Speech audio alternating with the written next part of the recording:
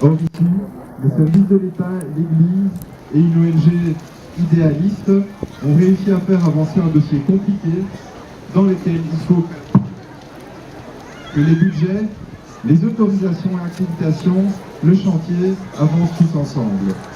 Et croyez-moi, ce n'est pas une mince affaire, même en Belgique. Pendant la période des cyclones, les inondations rendent quasi impossible l'accès à un hôpital. Ce que nous avons fait ensemble ici, c'est une décrue à lui tout seul. Il ne faudra plus attendre que les blessures s'infectent, que les malades deviennent désespérés et que les maires accouchent dans de mauvaises conditions.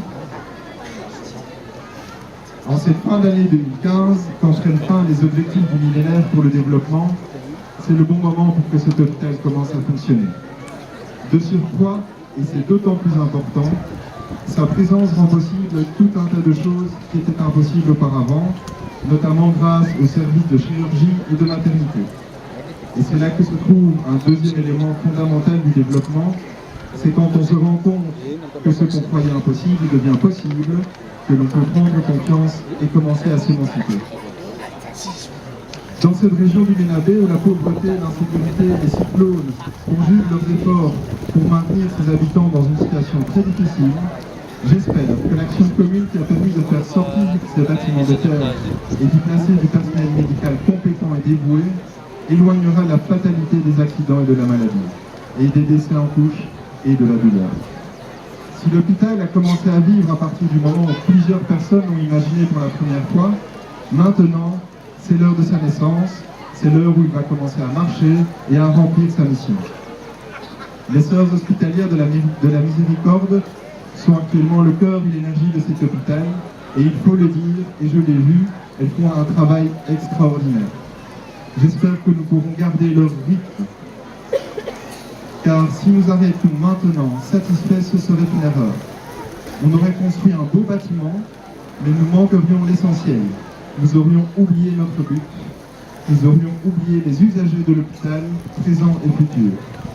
Notre travail doit se poursuivre, nous devons soutenir le personnel médical et administratif, qui transformera ces briques en lieu de soins et de réconfort. Il faut prévoir maintenant le fonctionnement et les défis pour les prochaines années.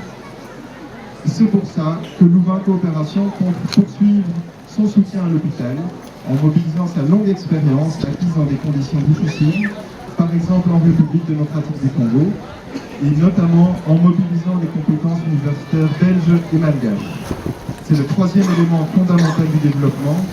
Le futur commence maintenant et nous devons agir maintenant pour que tout continue à fonctionner demain. Enfin, je me dois de remercier plusieurs personnes et organisations sans qui nous n'aurions pu réussir. La coopération belge, la Fondation cistercienne de Chimay, M. Lazari, qui ont tous contribué financièrement à l'édification de cet hôpital. Le père Élisée, qui était de ceux qui ont eu ce rêve un peu fou au début, de nombreux collègues de Louvain Coopération, dont Étienne, Lison, Géry, Gradiella, Hervé, Dieudonné et tous nos collègues de Moranda. Mais aussi certains collègues de Belgique, et principalement le docteur Christian et Jean-François. Je vous remercie.